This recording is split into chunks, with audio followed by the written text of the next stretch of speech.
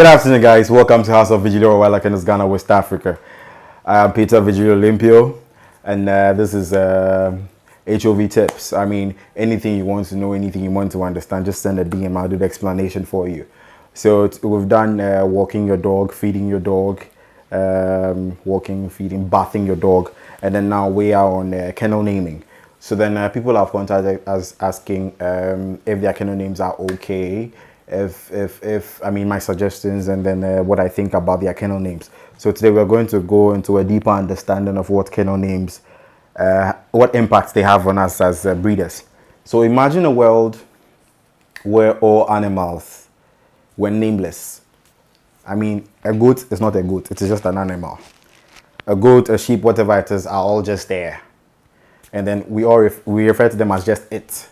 It makes it confusing. So we call a sheep, and then over time people have understood what a sheep is. So you mention a sheep and the person has the right image in the head. So then kennel namings give an identity to what you are doing.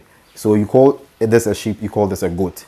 You call the male a ram, you call the female an ewe. So when you mention a ram, everyone understands exactly what you're saying. So that's what kennel names are about.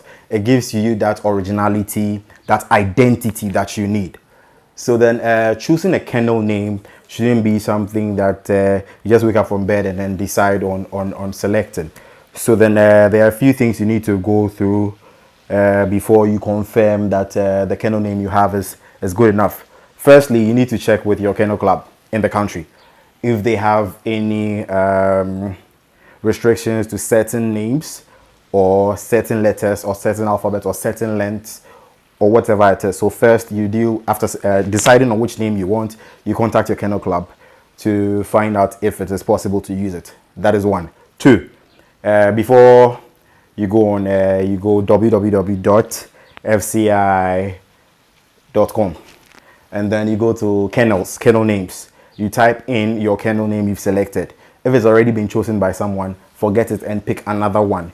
Because when Ghana becomes an FCI country, which we will by end of the year or early next year, and someone already has your kennel name, you can't use it. No two kennel names are allowed in the registry. You can add an S, example, Lion Kennel, Samir. He's using Lion Kennel, but then there's a Lion's Kennel already registered in the FCI. It's fine because it is a Lion's Kennel. His is Lion Kennel. So you can add an S, you can remove a Y, you can move a letters, put anything in place just to get the name right there. So then after the FCI, I mean, you check with your kennel club, it's okay. You check with FCI, it's okay. Then you go to your registrar general in your country and then register it as a business to secure the name there too. So that you would have secured it as a business in your country. Your kennel club has it as yours, and then FCI would also have it as yours. So then it is your kennel name. And then avoid adding breeds to kennel names. Avoid adding breeds to kennel names. Example, even though I've decided to breed only Rottweilers from then, now, and forever, I still didn't add Rottweilers to it, so that along the line, if I want to breed any other breed, I can go on. But then if I do a House of Vigilio Rottweilers right now, and it's registered that way, if I'm breeding a Bull Mastiff, how would it look like on a Bull Mastiff name? I mean, the Bull Mastiff name is Peter, then Peter House of Vigilio Rottweilers. You're putting two breeds together. So avoid adding breed names. So you need to select a logo that makes sense. So mine is from a Bible quote that will be down there on the screen. So it just means total dominion. So dominion over the birds in the sky, dominion over the animals on land and everything on land, and then dominion over everything in the water. Then you can see the firmaments there. There's a moon, there's a cloud, there's a star, there's a cross and everything. The logo, should I call it logo or brand image or whatever it is, it's just about total dominion. Well, that's what we're dominating. Yeah. So then that's just about it on kennel names. So I'll just read a few tips for you.